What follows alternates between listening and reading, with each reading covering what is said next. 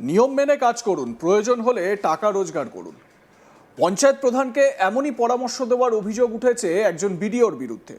Social মিডিয়ায় ওই পঞ্চায়েত প্রধান ও বিডিওর কথাবার্তার অডিও রেকর্ডিং ভাইরাল হয়েছে, যার পর বিষয়টি নিয়ে চাঞ্চল্য ছড়িয়েছে। যদিও ভাইরাল অডিওটির সত্যতা এবং কথোপকথনের সম্পূর্ণ প্রেক্ষাপট স্বাধীনভাবে যাচাই করেনি আজ তাক বাংলা। ভাইরাল হওয়া অডিওতে দুই ব্যক্তির কথোপকথন শোনা যাচ্ছে। তাদের মধ্যে একজনকে টাকা লেনদেনের প্রসঙ্গ তুলে নিয়ম মেনে কাজের মাধ্যমে টাকা রোজগারের পরামর্শ দিতে শোনা যাচ্ছে। এমনকি নিয়ম মেনে কাজ করলে কেউ কিছু ধরতে পারবে না বলেও ওই ব্যক্তিকে বলতে শোনা যাচ্ছে। ঠিকাদারের কাছ থেকে নিজের পাওনা বুঝে নিয়ে তারপর ওয়ার্ক অর্ডার দেওয়ার প্রসঙ্গ কথোপকথনে উঠে এসেছে বলে দাবি করা হচ্ছে। অডিওতে সিপিএম আমলের প্রসঙ্গের পাশাপাশি শাসক দলের স্বার্থ এবং প্রশাসনের ভাবমূর্তি বজায় রাখার কথাও শোনা যাচ্ছে বলে দাবি। অপর প্রান্তের ব্যক্তি অবশ্য টাকা লেনদেনের সঙ্গে তার সঙ্গে কোনো যোগ নেই বলে জানাচ্ছেন। তিনি নিয়ম মেনেই কাজ করছেন বলেও দাবি করতে শোনা যায় তাকে।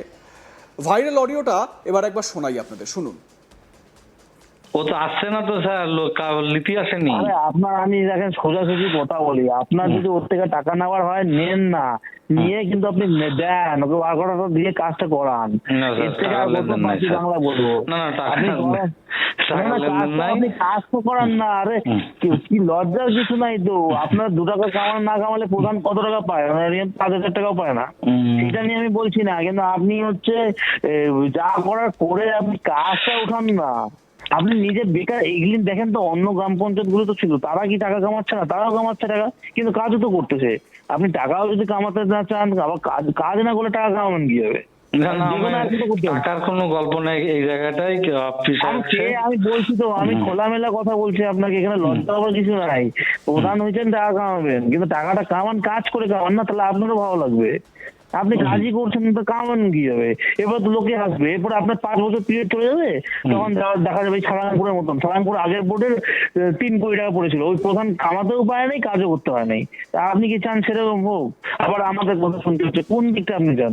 আপনি করেন না, সিস্টেমেটিক করেন না, কাজ করেন। ওখানকার কন্ট্রাক্টরকে দিয়ে কাজ উঠান। আপনি বাইরের লোক কেন ফেলছে? এই 8 লাখ হয়ে গেছে, বাইরের লোক ফেলছে, তাকেও শিক্ষা দিয়ে দেন। আপনার ডবল টাকা আপনি নিয়ে থেকে উঠায় না কাজ করতে আসেও আপনি করেন, কি আছে? কিন্তু কাজটা উঠায় দেন না। আমি তো আপনার কাছে কোনো ভাগ চাচ্ছি না, আপনি কাজ করেন না। আপনি কাজটা করেন, কাজটা করে উঠায় দেন। আর কি, এর থেকে আর কি বলবো? আর তো মানে এত সমস্যা, এইসব থাকলে আর কতদিন বোঝাবো? আপনাকে ভুল রিপোর্ট দিয়েছে, ওয়ার্কার নিতে যায়নি। আপনি তাহলে কন্ট্রাক্টরের নাম্বার দিয়ে দিয়েছি আমি। হ্যাঁ, আমি কন্ট্রাক্টরকে ফোন করবো, আপনি ভাবেন না? না, যদি আমার কথা অবিশ্বাস হয় তার জন্য বলছি আমি। অবিশ্বাস না, এই ব্যাপারগুলো তো বুঝি। আমরাও তো ব্লক 5 বছর হলো চালিয়েছি। অন্য গ্রাম পঞ্চায়েতের কন্ট্রাক্টর আসে নাই, ওয়ার্ক অর্ডার নিচ্ছে না।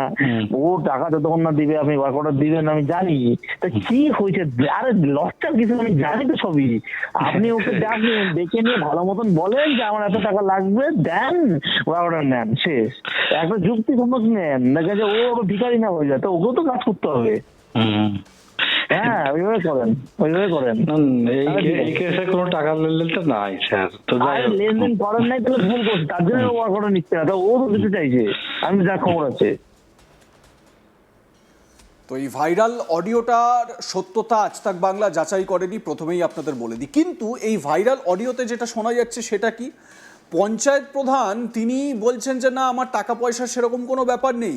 বিডিও সাহেব তাকে ইনসিস্ট করছেন, আপনি নেন না, টাকা পয়সা নেন, আপনার যা কাজ করানোর হয় করান, টাকা পয়সা নিয়ে করুন। মানে এক প্রকার ওই টেবিলের তলা থেকে টাকা নেওয়ার জন্য উস্কানি দিচ্ছেন বিডিও। আমি আবারও বলছি, এই অডিওর সত্যতা আজ তাক বাংলা যাচাই করেনি। সোশ্যাল মিডিয়ায় ছড়িয়ে পড়া রেকর্ডিংটিকে ডোমকলের বিডিও শঙ্খদীপ দাস এবং গড়াইমারি গ্রাম পঞ্চায়েতের প্রধান হাসানুজ্জামান মণ্ডলের কথোপকথন বলে দাবি করা হচ্ছে। তবে অডিওটি কবে রেকর্ড করা হয়েছিল, কোন পরিস্থিতিতে এই কথাবার্তা হয়েছিল, কিংবা পুরো কথোপকথনের কোনো অংশ বাদ দেওয়া হয়েছে কিনা তা এখনও স্পষ্ট নয়। বিষয়টি নিয়ে সরাসরি মিডিয়ার সামনে মুখ খুলতে চাননি বিডিও শঙ্খদীপ দাস। তবে তাঁর দাবি, গড়াইমারি পঞ্চায়েত প্রধানের বিরুদ্ধে আর্থিক অনিয়মের অভিযোগ ইতিমধ্যেই জমা পড়েছে। এক ঠিকাদারের অভিযোগ এবং প্রয়োজনীয় তথ্য প্রমাণের ভিত্তিতে তিনি নিজেই প্রধানের বিরুদ্ধে এফআইআর করেছেন বলেও জানান তিনি। ভাইরাল অডিওয় তার কণ্ঠস্বর থাকতে পারে বলে স্বীকার করলেও সেটি অনেক পুরনো রেকর্ডিং বলে দাবি ভিডিওর। প্রতিদিন বহু মানুষের সঙ্গে কথা বলার কারণে নির্দিষ্ট এই কথোপকথনের বিস্তারিত তার মনে নেই বলেও জানান তিনি। তার অভিযোগ, প্রধানের বিরুদ্ধে দায়ের হওয়া এফআইআর এর বিষয় থেকে নজর ঘোরাতেই পুরনো অডিওটি সামনে আনা হয়েছে। যদিও ভিডিওর এই দাবি সম্পূর্ণ অস্বীকার করেছেন গড়াইমারি গ্রাম পঞ্চায়েতের প্রধান হাসানুজ্জামান মণ্ডল। তিনিও সরাসরি সংবাদ মাধ্যমের সামনে মন্তব্য করতে চাননি।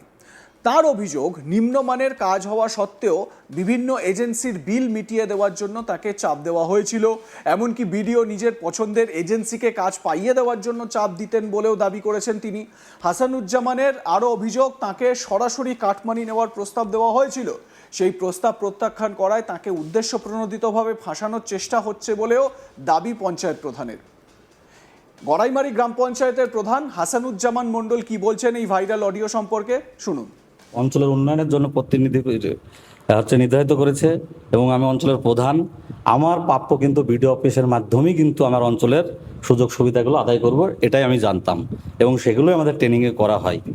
কিন্তু এই বিডিওর অনৈতিক যে কাজকর্ম 2024 থেকে জয়েন্টের 7 দিন পর থেকে, সেটা আমি একদম প্রতিটা ধাপে ধাপে, এই নয় যে আজকে আমার নামে এফআইআর করেছেন বলে যে আমি বলছি কিংবা ই করছেন না, প্রতিটা স্তরে স্তরে একদম 24 সাল থেকে উনি জয়েন্টের 7 দিন 10 দিন পর থেকে ওনার পুরো আমার এলিগেশনটা আছেই। একদম আমাদের ডোমকল যে ভিডিও লাস্ট এখন উনি যেটা আমাদের আছেন শঙ্খদীপ দাস, ইনার বিরুদ্ধে বলছি আমি।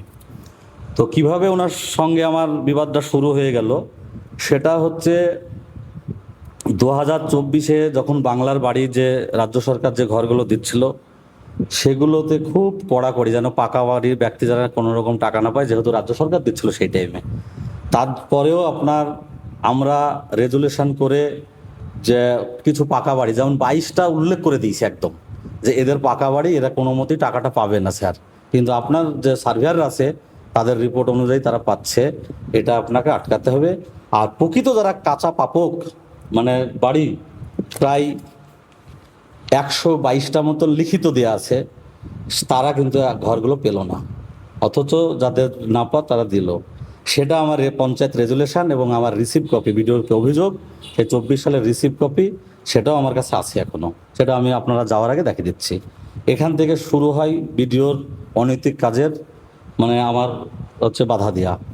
তারপরে ভিডিও আমাকে সেটা আমিও ঘরে ডেকে বলেছিল যে আপনি ঘর পিছু 10,000 টাকা করে তুলুন, হ্যাঁ আপনি 50 আমি 50।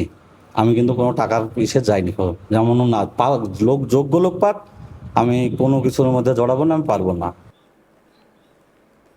আপনাদের মতামতের বিষয় কি জানাতে ভুলবেন না। দেখতে থাকুন আজ তাক বাংলা, সাবস্ক্রাইব করুন আমাদের ইউটিউব চ্যানেলটি।